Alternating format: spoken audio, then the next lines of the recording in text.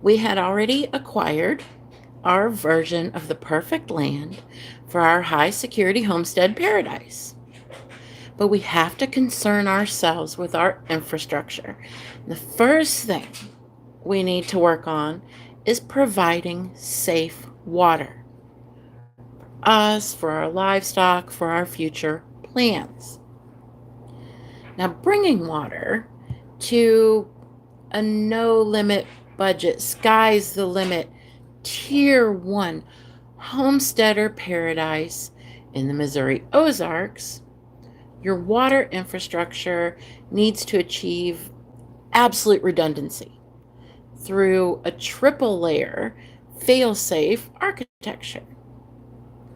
So in an unlimited budget scenario, we're not going to choose between systems. Okay, we're going to build all of them simultaneously.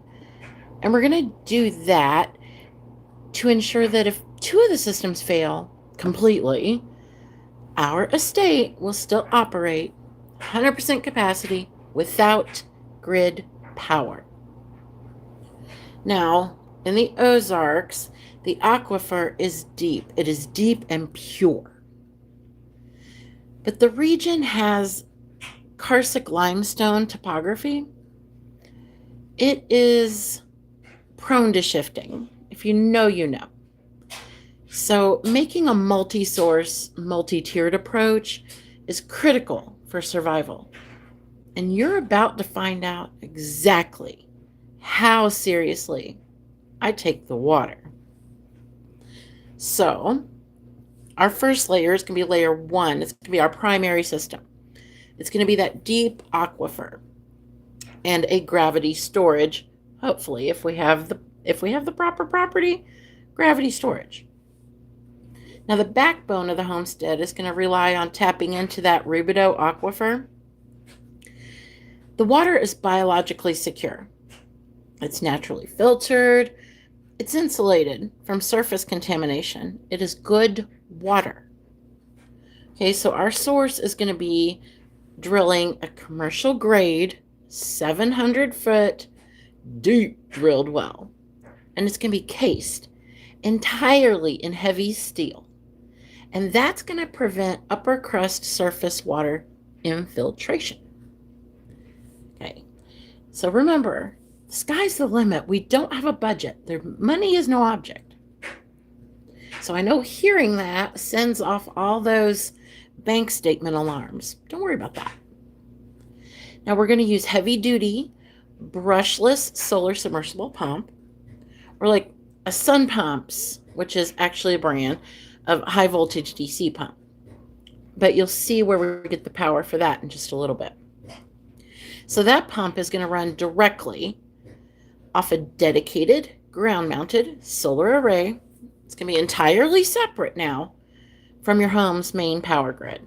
Okay, entirely separate. This is for water only. And we're going to talk about the home's power supply later, at a later episode. But right now we're worrying about the water one. Now the storage is going to be 30,000 gallons. It's going to be a 30,000 gallon multi-chamber concrete cistern. Now that's going to be buried below the frost line. And in that area, that's about 3-4 feet, 5 if you want to be real safe. And you want to do it at your highest elevation point possible, because gravity fed means not using power to get the water to you.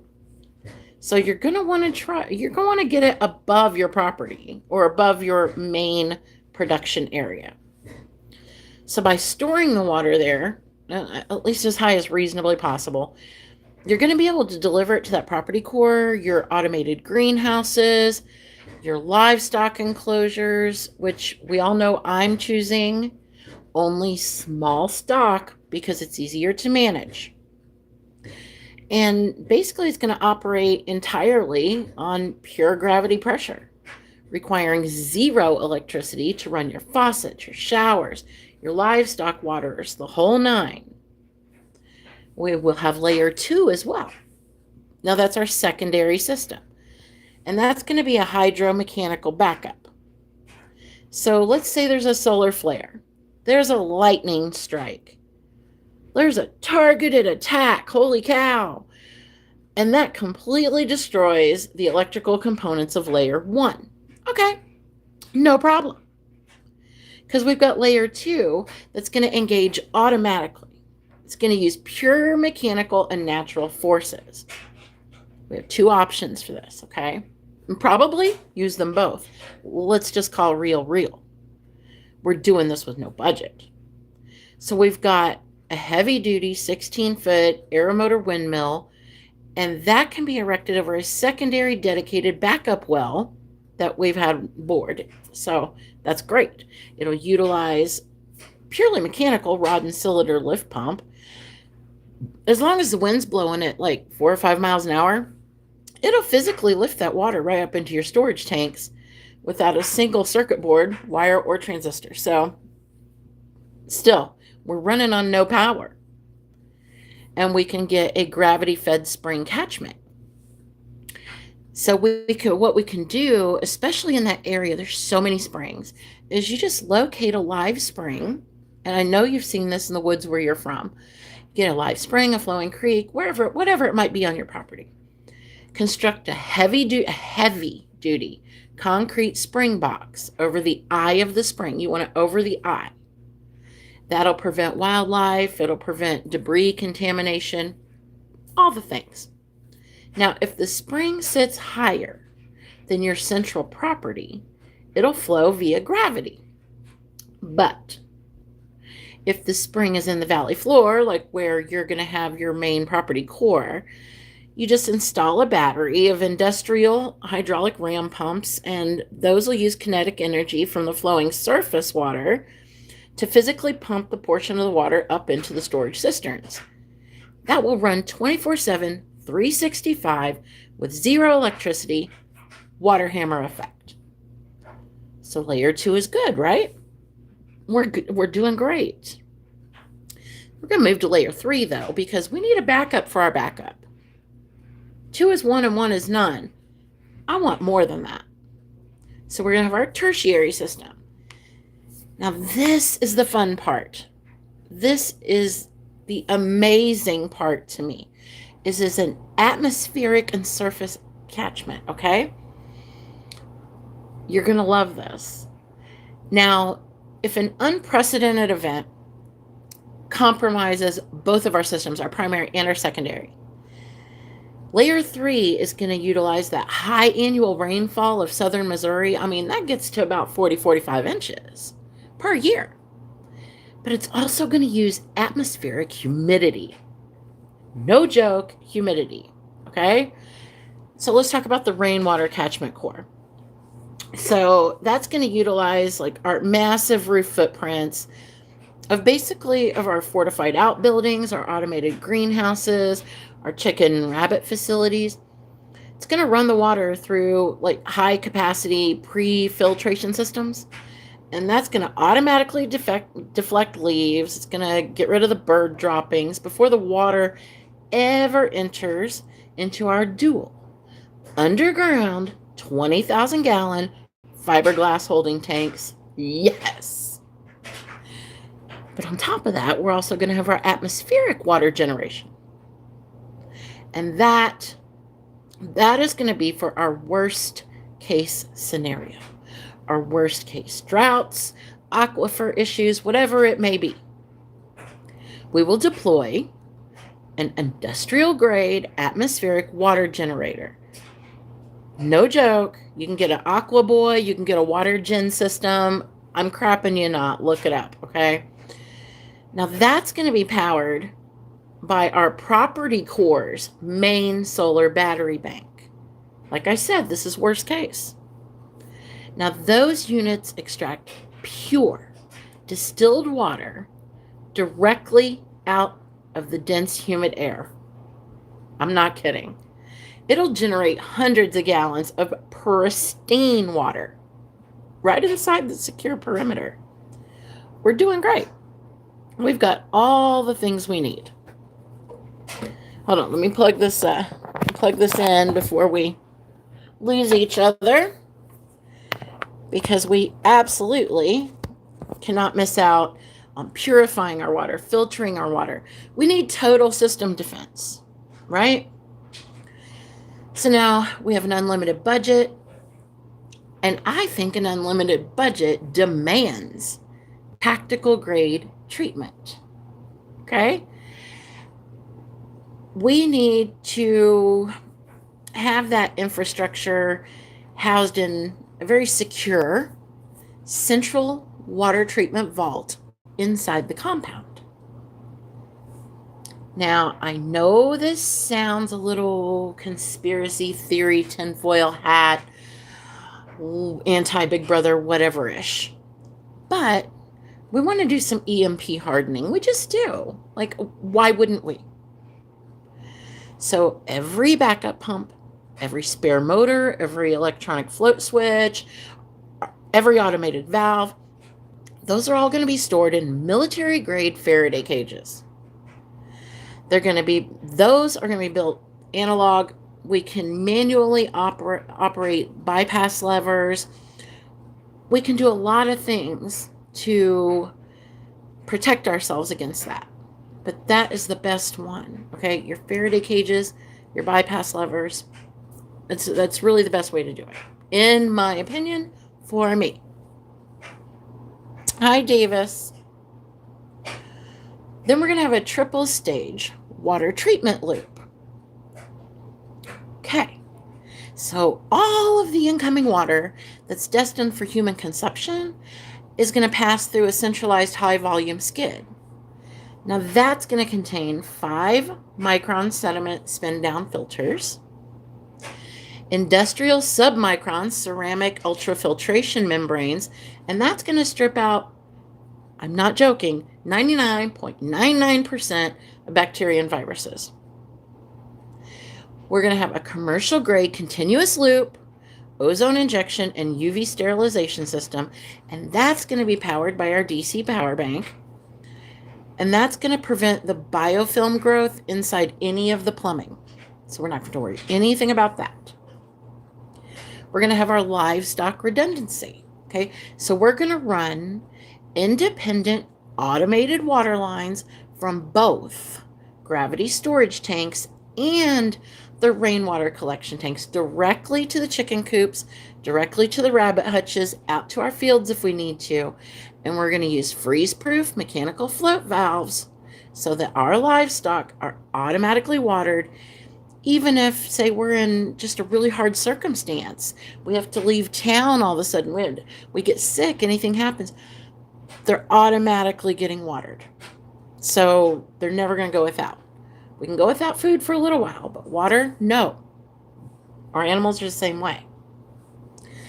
So we are using separate solar systems for anything having to do with our water sources, except in extreme circumstances. And nothing is wrong with that. Now, to run a Tier 1 primary deep well and an industrial atmospheric water generator indefinitely in southern Missouri, this is where it gets fun. Okay, don't get bored with me because this is where the math starts mathin', okay? You're going to be required to have like a minimum 28 kilowatt ground mounted solar array, coupled with a 410 kilowatt hour lithium iron phosphate battery storage bank. And remember that, lithium iron phosphate. You don't want lithium ion. That is a fire hazard. You want the lithium iron phosphate. Now this system, the size of it is basically for your worst case winter baseline for the Ozarks, okay? It's not like you're in Alaska right yet. So you might average about 3 hours of sun per day, worst case scenario. Now, this system will build 5 full days of complete autonomy, and that will survive extended seasonal ice storms, heavy cloud cover, even tactical events. And you won't really need grid power or any type of fuel generator. Not for that long. So let's just break it down a little bit, okay, with the electrical load profile. Your primary deep well pump is going to budget about 5 or 6 kilowatt hours a day. Your industrial is going to do about 60 kilowatt hours a day. Now that's worst case scenario. That's your water gen, your Gen M Pro, whatever you're going to have pulling the water from the atmosphere. Okay, you're not always going to need that much. You're just going to have that much. So you're going to have your solar gen layout, which is your 28 kilowatt hour array. So if we account for a typical 20% system inefficiency, your array is going to need to physically generate 82 kilowatt hours of raw power daily during the absolute dead of winter. So you can say, but summer's coming, I don't need it. Okay, no, you don't. But guess what? Winter comes back. Guess how often it does it? Every single damn year. Okay? So just get the 82 kilowatt hours generating and deal with it. You're going to want monocrystalline panels yielding exactly 28,000 watts, which is 28 kilowatts.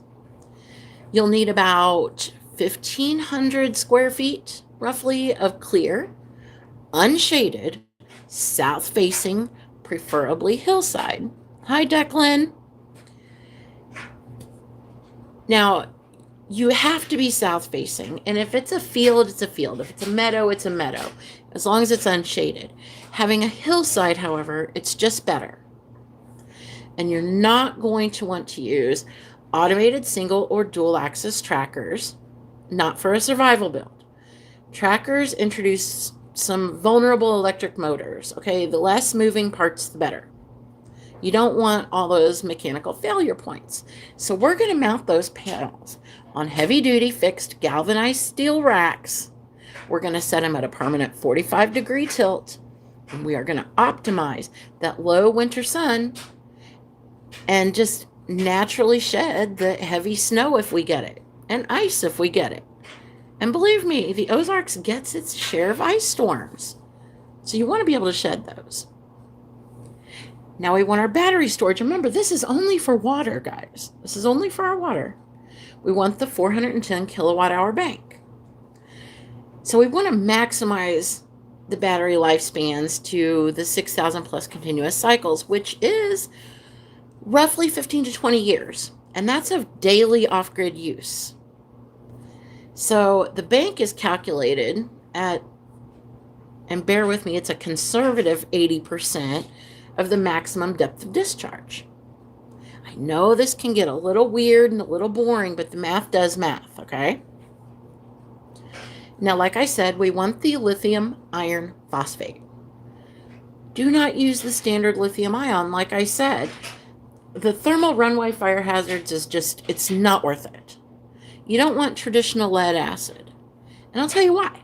Because it requires constant venting, it's heavy maintenance, and frankly, they have a short lifespan. Why would you even do that to yourself? It just doesn't make sense. We want the 48 volt DC native system that minimizes the amperage across your bus bars, reduces heavy copper wiring costs, it cleanly pairs with elite industrial off-grid inverters. It's just good. It's just good all the way around. So we want to build the 410 kilowatt hour total capacity, but we're going to utilize 4 independent 102.5 kilowatt hour battery vaults connected in parallel. So each one of those vaults houses 8 48 volt server rack battery modules. Get the EG4 Pro, honestly. Now, if an internal battery management system fails or a single cell shorts inside bank number 1, banks 2, 3, and 4 continue powering the compound at 75% capacity uninterrupted. It's worth it. You know, you want to be redundant. If you have no limit, sky's the limit, money's no object, why wouldn't you? Wouldn't make sense not to. Now, the lithium ion phosphate batteries, they cannot safely accept a charge. And please remember this, if the internal temperatures drop below 32 degrees Fahrenheit. So what we're going to do is we're going to house the entire battery bank and inverter system inside a dedicated, climate-controlled, earth-sheltered utility room, buried at least 4 feet underground, and maintain a constant earth-based temperature of 55 degrees Fahrenheit. Sounds great, right? Now, talk inverters, because our inverter hardware needs to be redundant too. So we're going to run dual split phase Victron Energy Quattro 48 15,000 inverters. Oh, it's exciting for me. They're going to be configured in a parallel redundant setup.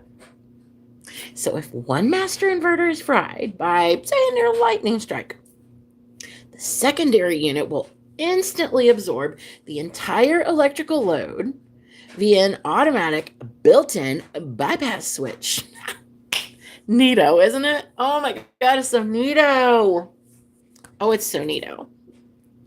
Now, we want to achieve some truly indefinitely sustainable power, right? I mean, that's what we want. That's what we're going for.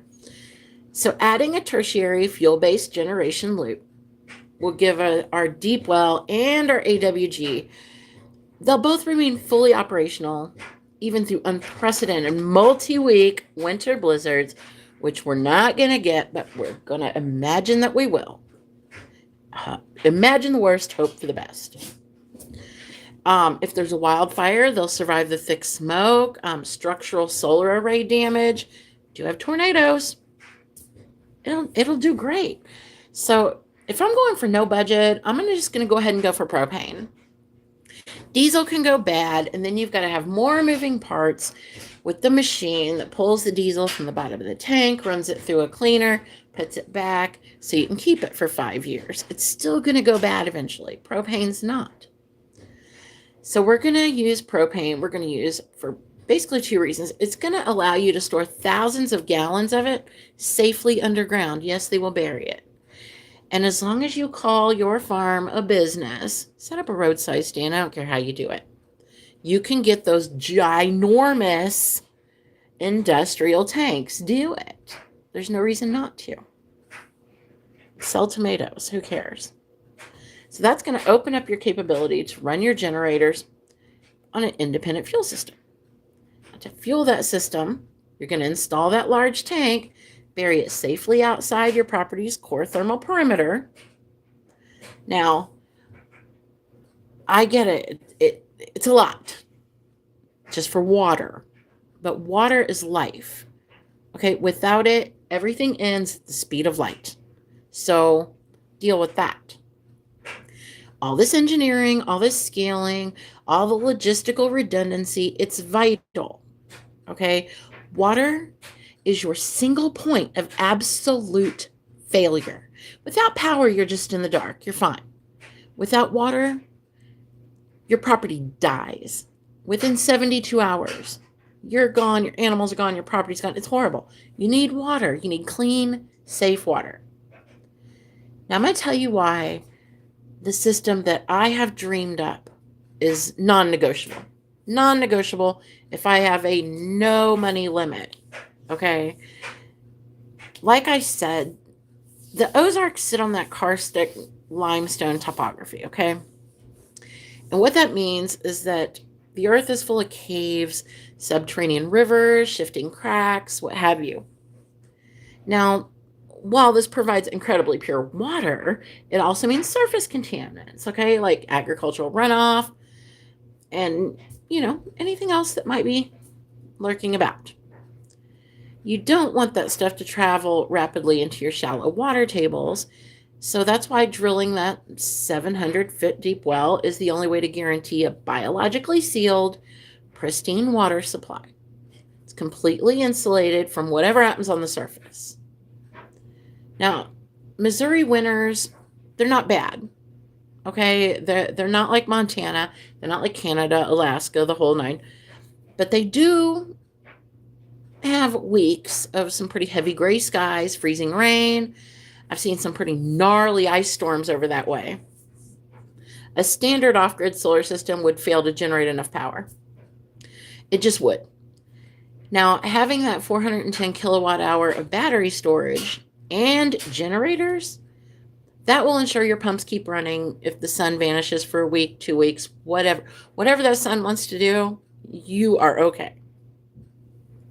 You always want to make sure that that livestock has water because it cannot survive a water disruption. That's why we're being so redundant. So by decoupling your water's infrastructure from your household's power grid, which you're going to build, you're not going to be on the government's control. You're going to prevent house fire, shorted appliances, or a localized electrical issue from crippling your water supply. No matter what happens to the main house or the main compound core, your independent water microgrid will continue to extract, filter, and store water completely unhindered. Water is life. No truer words ever spoken. I stand by it, and that is that. And all of that talking results in us now having our fantasy land from our last episode, and now we have our fantasy water grid. The next episode, we're going to work on our power grid, and that's going to be for main property core use. We already have our water. We're going to do our power grid for our main property core use. And that is going to just give me the giggles. I'm going to love it. So I'll see you next time. Have a wonderful day. Dream big, guys. Sky's the limit. Sky's the limit. Dream big. Bye for now.